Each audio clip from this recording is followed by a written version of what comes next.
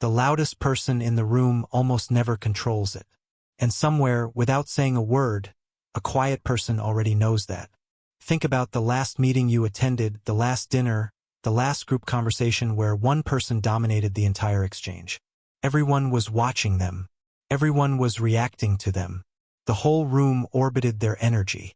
And yet, if you look back carefully, there was probably someone sitting slightly apart from all of it, contributing almost nothing to the noise, who somehow walked away having shaped the entire outcome. You just did not notice them doing it. That was not an accident.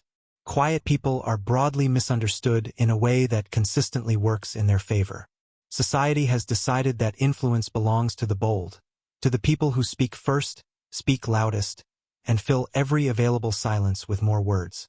That assumption is so widespread, so deeply embedded in how we read social situations, that it creates a permanent blind spot. And quiet people, whether consciously or not, operate almost entirely inside that blind spot. What they are doing in there is far more deliberate than it appears. And by the end of this video, you will never read a quiet person the same way again. But before we get into the mechanics of how this works, there is one specific moment in every conversation where a quiet person's influence is at its absolute peak. A moment so brief and so ordinary that most people experience it dozens of times a day without registering what is actually happening. We will get to that moment. And when we do, it will reframe every social interaction you have ever found confusing or one-sided. First, let us establish the foundation.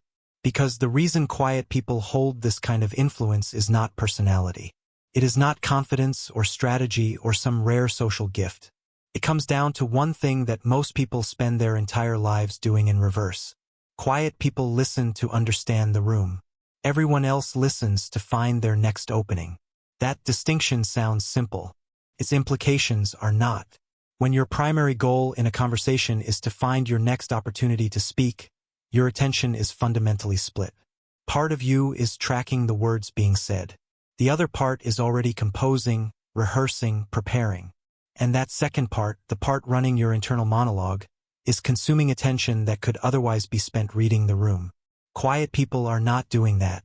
Their internal monologue is quieter by default, which means their full cognitive bandwidth is available for something far more valuable, observing the actual dynamics unfolding in front of them. Who defers to whom? Whose ideas get credited and whose get absorbed without acknowledgement? Where the tension lives. What everyone is carefully not saying. While the loudest voices in the room are competing for the next 30 seconds of airtime, the quiet person has already mapped the entire conversation, where it started, where it is heading, and exactly where it is vulnerable to being redirected. And that map is precisely what gives them control. Not control in the aggressive, dominating sense. Something quieter and far more durable than that. The kind of control that does not announce itself until the conversation is already over and you find yourself wondering how you ended up exactly where they needed you to be. Which raises the obvious question: how do they actually do it?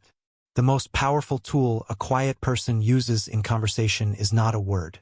It is the deliberate, strategic withholding of one. Silence, in most social contexts, is treated as a problem to be solved. A gap appears in the conversation and the immediate collective instinct is to fill it with an opinion, a joke, a segue, anything that prevents the discomfort of empty air. Most people cannot tolerate more than 3 seconds of silence before their nervous system registers it as a social emergency. Quiet people know this, and they use it with surgical precision. When a quiet person stays silent after you say something, not distracted, not disengaged, but deliberately, attentively silent, something specific happens to you psychologically. You begin to question whether what you just said was enough, whether it landed the way you intended, whether they agree, disagree, or are simply waiting for you to get to the actual point. And in that uncertainty, most people do something that hands control of the entire conversation to the person who said nothing. They keep talking. They elaborate, clarify, qualify, and in doing so, they reveal far more than they originally intended. The silence pulled it out of them. Negotiators have understood this for decades.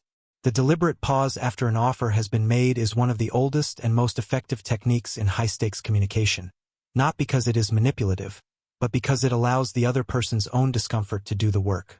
Quiet people apply the same principle instinctively, often without ever having read a single book on negotiation. It is simply what feels natural to someone who has never been afraid of silence to begin with. But here is where it gets really interesting, because strategic silence is only one layer of how this works. The deeper layer involves something that happens not in the pauses, but in the moments when a quiet person does choose to speak. When someone who rarely speaks finally says something, the room shifts. Not always dramatically, but perceptibly. The dynamic changes because scarcity creates weight. A word from someone who uses few of them carries more gravity than the same word from someone who has already used 500. People lean in. They pay closer attention. They assign more meaning. And the quiet person, having waited for precisely the right moment, delivers their contribution into a room that is now primed to receive it at full volume. This is not accidental timing. It is the result of everything they were doing during the silence, tracking the conversation, identifying the moment where a single well-placed observation would land with maximum impact, and waiting with genuine patience for that moment to arrive. If you relate to this, the next part explains something even more layered, because what quiet people are ultimately doing in these conversations goes beyond technique. It touches something fundamental about how human attention works, and why the person who needs it least almost always ends up with the most of it. The loud person in the room is constantly asking, through volume, through persistence, through sheer presence, to be noticed. The quiet person never asks. And that single difference changes everything about how the room responds to them. What happens next is the part most people never see coming. There is a psychological principle that underlies everything we have covered so far, and once you see it, you cannot unsee it in any social situation you ever find yourself in. It is called reactive devaluation. And in its simplest form it means this: the more visibly someone wants to be heard, the less credible their words become to the people around them. Not because the content changes, because the need behind it changes how it lands. When you sense that someone is pushing for your agreement, your attention, your validation, something in you automatically pulls back. The push creates the resistance. Quiet people generate almost no push. They enter conversations without visible agenda. They do not perform enthusiasm or signal how much they want the room's approval. And because there is nothing to resist, the room opens toward them rather than bracing against them. The attention flows in their direction not because they demanded it, but because the absence of demand made space for it to arrive naturally. This is why quiet people so often end up being the ones others turn to when a decision actually needs to be made. Not because they campaigned for that trust. Because they never needed to. Every interaction where they stayed grounded while others scrambled, every moment where they spoke once instead of repeatedly, every silence they held without flinching. All of it accumulated into a kind of social credibility that loud consistency simply cannot manufacture. And here is the part that reframes this entire conversation. Because none of what we have discussed is really about control in the way the word is normally used. It is not about manipulation or dominance or engineering outcomes for personal gain. What quiet people actually do at their best, in their most natural state, is hold the room's center of gravity steady. While louder personalities pull the conversation in competing directions, the quiet person remains the fixed point everything else orbits around. And fixed points, in any system, carry more structural power than anything in motion. Have you ever left a conversation feeling like the quiet person in it understood exactly what happened, while everyone else was still processing? That feeling is accurate. They were not just present, they were present at a level the noise around them never allowed anyone else to reach. So if you are a quiet person who has ever felt overlooked, talked over, or underestimated in a room full of louder voices, understand what is actually happening. You are not losing those conversations. You are watching them. You are mapping them. And when the moment arrives that actually matters, you are the only one in the room who knows exactly what to say and precisely when to say it.